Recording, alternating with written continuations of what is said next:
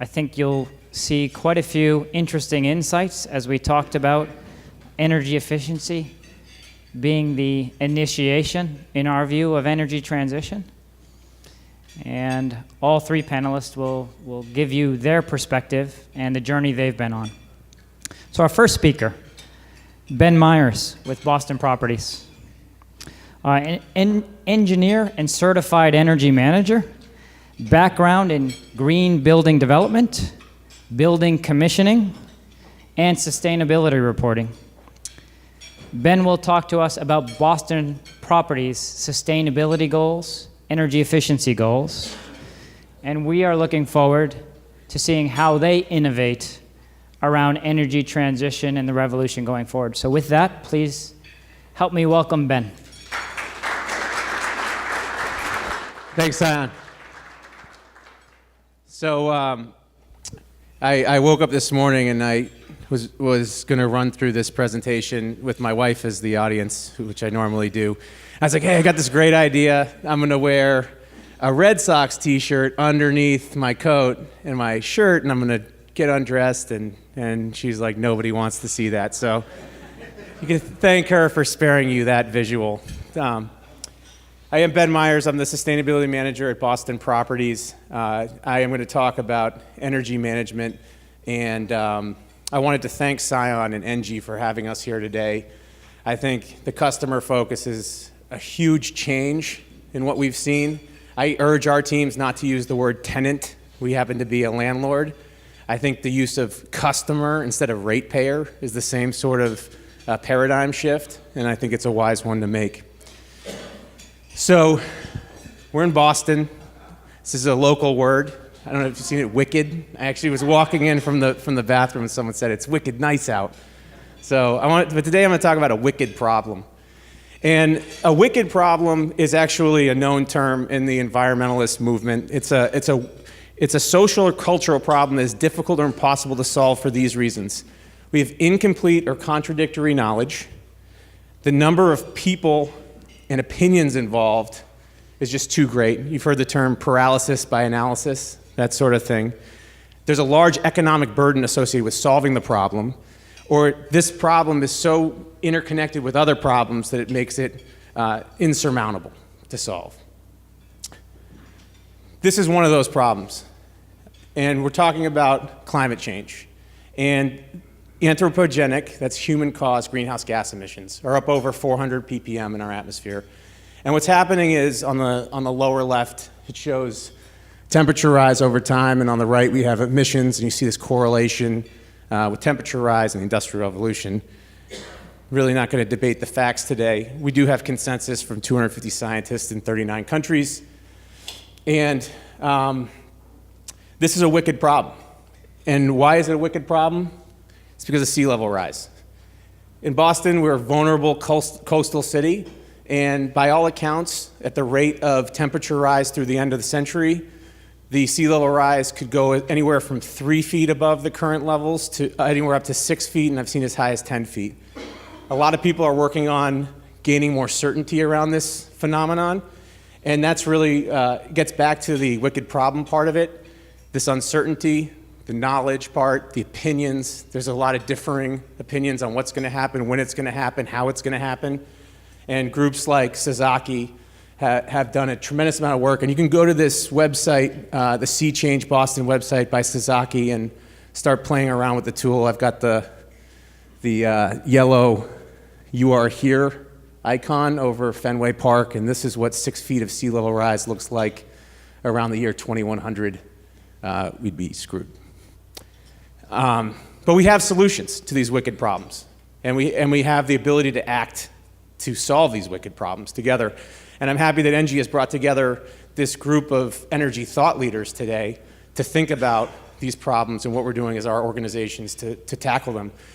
A few things stand out when I look at this diagram. First of all, of the 100 or so energy units coming in on the left, you flow through this diagram, about 60%, 59, 60% are rejected as heat dissipated or lost through transmission.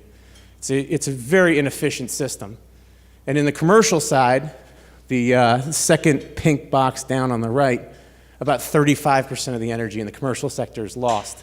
That's where we're focused, on the commercial energy bit. Second thing that stands out is the energy supply sources. And about 4.5% of the sources are renewable. The rest are fossil fuel based. If you count biomass, you could count it as around 8.5%, and that's debatable. We're a major energy user, so we're in the middle of this. As Boston Properties, we own and operate around 60 million square feet of real estate in Boston, New York, San Francisco, and DC. Our sustainability reporting portfolio includes about 94 buildings.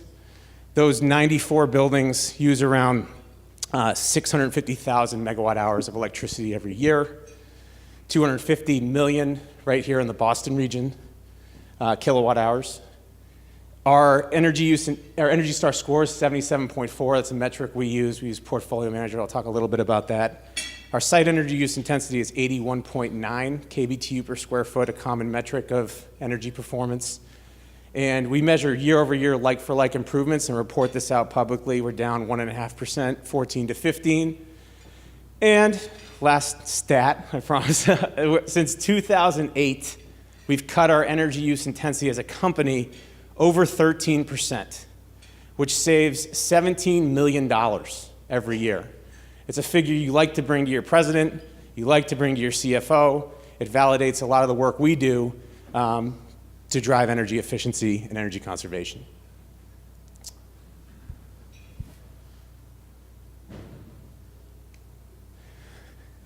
When I talk about real estate and the type of real estate we operate, this is what it looks like. It's Class A, CBD office. So upper left, working across to the right, 250 West 55th Street, New York, 2200 Pennsylvania Avenue in DC. This is now 200 Clarendon Street, formerly known as the Hancock Tower. If I say Hancock Tower, investor relations gets very upset. Embarcadero Center in San Francisco, the Prudential Center Complex, lower left, 601 Lexington Avenue, also known as the Citigroup Center, the GM Building, and Times Square Tower, a few of the large office buildings we own and operate. We're also a major property developer. We have a pipeline right now of 4.6 million square feet in the works. And as a company, we don't talk about what we do as much as we talk about why we do it. And any of you have seen a TED Talk with Simon Sinek, I highly suggest you check it out. His principle is the golden circle. And his whole philosophy is that people, your customers, the people you engage with, really care about why you do what you do and not what you do. It's the why as emotional creatures that gets us out of bed in the morning. And so I really think every one of us should go through this exercise, no matter what industry we're in, no matter what we do, to understand why we do what we do, and then work outwards from the why to the how and land on the what. So why we do what we do: we want to innovate as a leading owner, developer, and manager of commercial real estate. How we do it is with professionals that are thinking green, that are the best at working within their local markets. So that's property managers, it's construction managers, it's leasing people, it's developers. And what we do is we create great space and place in a more sustainable built environment. To expand on that a little bit, it's developing a company culture that's on the right side of this chart, not the left side. So climate deniers, climate change denial, that's not productive anymore. We want to focus on the upside of adaptation and resilience. That's the product we want to build. Not focusing on initial cost avoidance, but looking at life cycle cost. Attracting and retaining tenants with green projects. Driving consumer price insensitivity by delivering assets that are unique in the marketplace that are their sustainability strategy. So they can point to their building and say, this is what we're doing to be sustainable, and we built it for them. And then increasing asset value at the time of sale by being super green. Then the last one, really important piece, socially responsible investment and attracting socially responsible investment. We're seeing more investors that are interested in our sustainability performance, that want to see how we're doing, and I'll talk about how we communicate with them. We have 15 million square feet of LEED certified space. It's about 40% of our actively managed portfolio. And 80% of that 15 million feet is certified at the highest gold and platinum levels, so we've gone way above minimum performance in those buildings. We have 52 Energy Star labeled properties, and we are executive members of EPA's Certification Nation program. And then this next line, if you're not familiar with it, is the Global Real Estate Sustainability Benchmark Survey, also known as GRESB. Not GRESB, it's GRESB. And we've achieved the highest Green Star rating in this survey 4 years in a row that measures our ESG performance. That's environmental, social, and governance indicators that cover everything from how much carbon we're emitting to the compensation of our CEO. So it's really broad. It involves, employee satisfaction surveys and tenant engagement and education of our own employees to be green. So it's a rigorous process. And of the 688 global companies that reported, we ranked 24th in the top 4% of all participants. 2014 and 15, we were awarded the National Association of Real Estate Investment Trusts Leader in the Light Award, a coveted award that recognizes sustainability leadership. A few more stats. I'm going to talk about the goals we have around energy, emissions, water, and waste, and how we establish those.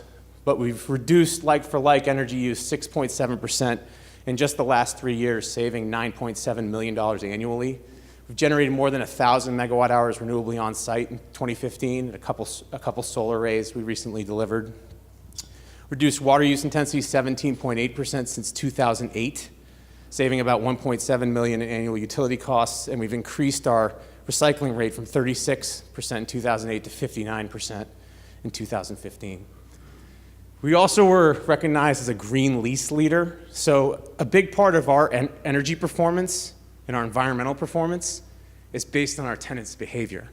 So engaging our tenants to align our values with their values to create a more sustainable tenant-landlord relationship is really important. And we do that through our leases with clauses that allow us to pass through the costs of energy investments, green certifications, and requires our tenants that are independently metered to disclose their energy use to us for whole building energy disclosure.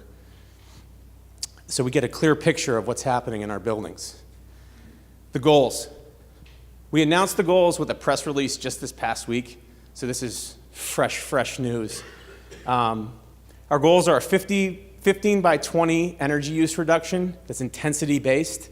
So it means reducing our energy use by 15% by 2020 over a 2008 baseline. The same thing applies for greenhouse gas emissions, except it's 20 by 20. Water use, same principle, 20 by 20. And waste, we want to achieve a 65% company-wide diversion by 2020. We think it's possible, and we think all these goals are within reach today. Some of them are already 80% complete. We have a long history of developing green products. You guys are probably familiar with some of these buildings. In Waltham, 77 4th Ave at City Point. It was the first speculative green office building in New England, delivered in 2009. Weston Corporate Center, just up the street in Weston, Massachusetts. It was certified LEED Platinum, a build to suit for Biogen, uses quarry cooling, a very innovative cooling system with an extremely high coefficient of performance. Atlantic Wharf, Boston's first green skyscraper, and 300 Binney Street, another build to suit for the Biogen company that we interconnected to a cogen facility of 5.3 megawatts, I think, in Kendall Square. We're also getting more innovative with our LEED certification processes by doing dynamic plaque projects. We have 3 underway. This one just completed 100 Federal Street, the Pregnant Building, in the Financial District. And with the LEED dynamic plaque, which provides real-time numerical scores for human experience, transportation, energy, water, and waste, we were able to raise our certification level at this building from LEED Silver under the EB system to LEED Gold. So it's been a really successful deployment. Our property management team is extremely proud of their work and really took ownership of the process. So it was different than a conventional EB project and probably worth its own presentation. So like the scoreboard here on the Green Monster, we're recording hits and runs, and we do that with scoreboards because we believe that when there is a scoreboard, people play differently. We've all witnessed kids, they're kind of just shooting around, messing around, and once they start keeping score, the game changes. So we keep scoreboards, and we do it for 3 reasons. We do it because it inspires competition across our company. We do it because it helps us celebrate those who have exceptional performance, and it helps us shame those who don't have exceptional performance. Not the one we want to use. We prefer the carrots. I think we all prefer the carrots in this room. So some of the scoreboards we use: EPA Portfolio Manager, free online tool for tracking energy and water use. They'll be adding a waste module, I think. It's supposed to come out this summer, but it keeps getting delayed. First it was spring, now it's summer. Anybody from EPA here? No? All right. Measurable. We track our monthly data from whole buildings. You can do a free demo of Measurable if you have product and you're looking for a more visual way to look at your ongoing performance. I suggest you check it out. Enernoc, huge partner. I'll talk a little bit about them, but we have interval data from our properties from Enernoc. And then annual portfolio ESG data gets reported through GRESB, and we get a score there. We also benchmark our buildings on the asset level and roll it up to the enterprise to look at energy use intensity over time. And this is a very transparent look at how we're doing across our 37 million feet of actively managed office properties, just building, that's no garages, it's just the buildings. And we're down to about, what is this? We're in 2016, right? We're just above 80. I expressed at the beginning, I think it's 81. But we suspect that by 2020, we'll be down around the 75 level. And this shows a projection out through 2030. As we all know, it's an important date for energy performance. And what this helps me understand is where we'll be in 2050, right? If we continue at this pace, if no disruptive solution comes along. And when you see these goals, like 80% emissions reduction by 2050, it gives us a sense of what we'll still need to offset. It's going to be a major load and a major project. We look at our change in energy use intensity based on capital expenditures. So this was a study where we looked at 64 buildings across our portfolio. We looked at $185 million of capital expenditures that went into EMS projects, that went into central plant reconstruction, lighting improvements, envelope improvements. And in aggregate, those projects produced an energy use intensity improvement of 2.65 for every dollar per square foot invested. And if you extend that out to real dollars and you do the math, it's about a 13% annual rate of return. So it was a good way to justify the expenditure. And so if you haven't done this type of study, I think it's definitely helpful for our executive team to understand what CapEx does, how it drives energy improvements. We also discovered through this process that about 20% of our energy savings come from capital expenditure activity. 20%, small fraction, fifth. 80% came from operating. So it was tenant turn, better lighting systems, more efficient computers. It was working with Enernoc to do better starts and stops. It was other tuning of the building and lighting efficiency projects that we had done through operating budgets. That's what's really moving the needle at Boston Properties, although the CapEx helps. So we have this wicked problem, and I think the wicked solution is talented, inspired, and innovative strategic partners with an aligned vision. We think that ENGIE is one of those partners, and it's promising to see statements like this in the news. ENGIE is constantly diversifying its power generating base by incorporating sources of renewable energy.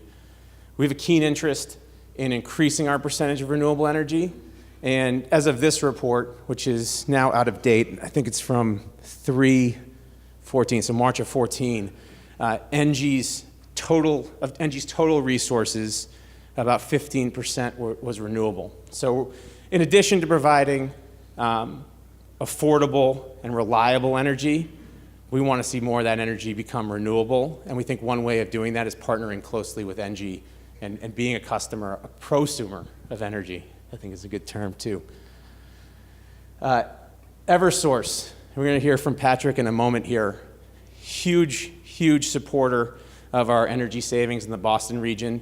Over the last 3 years, and I want to recognize also Ed Roback and Mike Fitzgerald, who are here. You guys put up your hands. These are, when I talk about the 80% energy savings and turning dials to make it happen, those are the guys who are leading that charge. And these actual savings that are produced through the MOU is due to their negotiating and working closely with Eversource, setting annual targets for reductions. And in the last 3 years, 3 and a little change, we have saved over 20 million kilowatt hours of energy. It's just tremendous. Another project that's been incentivized by Eversource is at 200 Clarendon Street, formerly the Hancock Tower, where we spend $10 million on energy every year in steam and electricity. $10 million energy bill. So we are in the process now of completely rebuilding the central plant, adding large plate and frame heat exchangers, optimizing the condenser water loop, and a series of other EMS improvements and retro commissioning that we think is going to produce on the order of 15 to 20% stabilized savings. Is that right, Mike? Is this a nod? 15 to 20%. It's very good. So that's a big number, and it makes the investment worthwhile. Enernoc, how am I doing on time? I'm doing good? All right, let me know. Who's putting their hand up if I'm running over? All right. Enernoc, streaming data, utility bill management, energy advisory services, demand response, energy procurement consulting. We have their equipment in 100 of our buildings, about 200 commodity meters. And using that infrastructure to tune our buildings, we're saving about 6.7 million kilowatt hours a year. So that's a recurring savings. And they've helped us execute $1.8 million just in the last 5 years of demand response events. And that's revenue. So it offsets the cost of the meters and some. It's been a great thing in New York and DC for us doing DR. I want to briefly mention another innovative breakthrough we've had recently. A company, and Dinesh is here. Dinesh, you want to put him? Dinesh has created a product. It's a 4-foot tube, LED tube replacement for a conventional fluorescent that doesn't require the full fixture replacement. You just swap these things in. And we've done this throughout the Prudential Center garage. And we saw, and we're seeing, a stabilized 57% load reduction in our garages, just going from 32-watt 4-foot fluorescents down to these 8-watt LED replacements. They look beautiful. The lighting level quality is fantastic. The diffusion's really good. It's not the old spotty LED tubes. And the energy performance is just phenomenal. Also, on a payback basis, we're talking about low-hanging fruit, extremely low-hanging fruit, depending on what you get for incentives. Without incentives, you're in the 2 to 3 year range with this type of project. So I highly recommend looking at that, because we thought that low-hanging fruit was gone, and now we're learning that it grows back. In Waltham, on this garage, we cut a solar power purchase agreement, and we've produced 1.6 million kilowatt hours since March of 14. We paid nothing for this system. It covers 240 cars, which our tenants love, and it's created $80,000 in energy savings. So this power purchase agreement was a real victory, and we've got a few other projects in the pipeline. Other renewable energy projects, out of our 4.6 million square feet of new developments, we have several renewable projects underway. About 40 to 45% of our pipeline is looking at renewables. So it's definitely a sea change in that space. Before I close, I want to run through one project that we're working on that the whole company is really excited about here in Boston. It's a project called 888 Boylston Street. It's the last puzzle piece to the Prudential Center. So those of you familiar with the Pru, this is the old plaza where they used to light the Christmas tree. This is a 425,000 square foot building, 17 stories tall, with 3 stories of retail at the ground level. It also includes a new entry to the Prudential Center, which is complete. Next time you go by, check it out. It's really quite something. Project has rainwater harvesting. It has vertical axis wind turbines at the crown and 2 solar arrays on the upper and lower roofs. On an energy performance basis, it's about 47% more efficient than the CBEX benchmark for the Boston climate zone. It has an EUI of 45, so exceptional energy use intensity.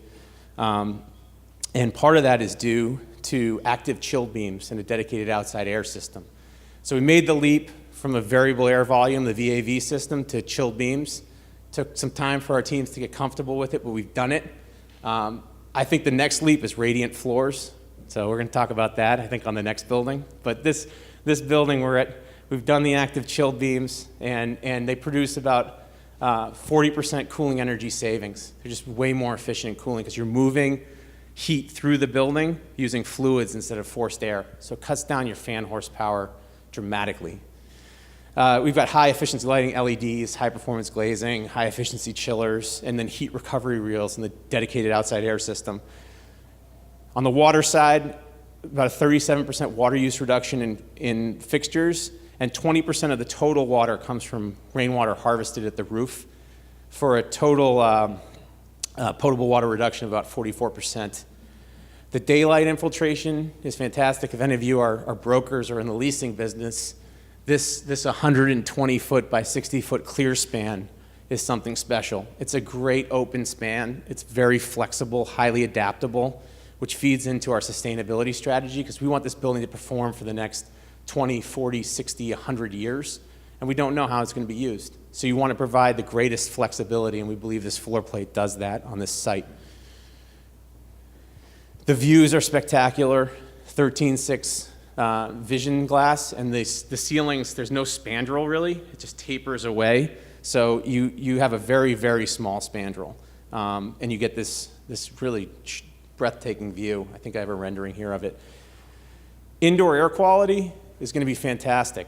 So we're able to achieve that energy use intensity of 45 while delivering 30% more fresh air with a dedicated outside air system and 50% more air changes per hour. So it's 100% outside air serving our customers. And if any of you, if you haven't read it, look up COG-FX, C-O-G-F-X. It's a new study by the Harvard School of Public Health. And they looked at the impact of CO2 and VOCs on workers. And CO2 at very low concentrations, about 500 ppm, had major, major disruption in people's productivity. And they did it, it's a fully vetted, published study. It's the best data we have on what CO2 does to productivity. And if we can get to that productivity argument for green building, we unlock a tremendous amount of value, because you think about the real operating cost of a building, and 90% of it is compensation and benefits for the employees working inside. So if you can make them more productive, it's a huge breakthrough. And we're trying to sell that, so this data is very helpful. The views are phenomenal, as mentioned. And one thing that you guys should all come and visit in the fall is Italy. So we're going to have an Italy at the base. It's being built out right now. We're all very excited for Italy. There'll be an Under Armour and a Tesla dealership, all on Boylston Street in those retail bays. So come, eat, drink, shop, enjoy yourself at the Pru in the fall. And this is what the building will look like on the horizon of Boston, with the 14 vertical axis wind turbines around the crown. You'll see it from the pike on the way in. It's going to be incredible. So that's it for me. Please check out our sustainability report. It includes a lot more information, bostonproperties.com/sustainability if you want to read up on our program. And I'll be around afterwards if you have any questions. Thank you.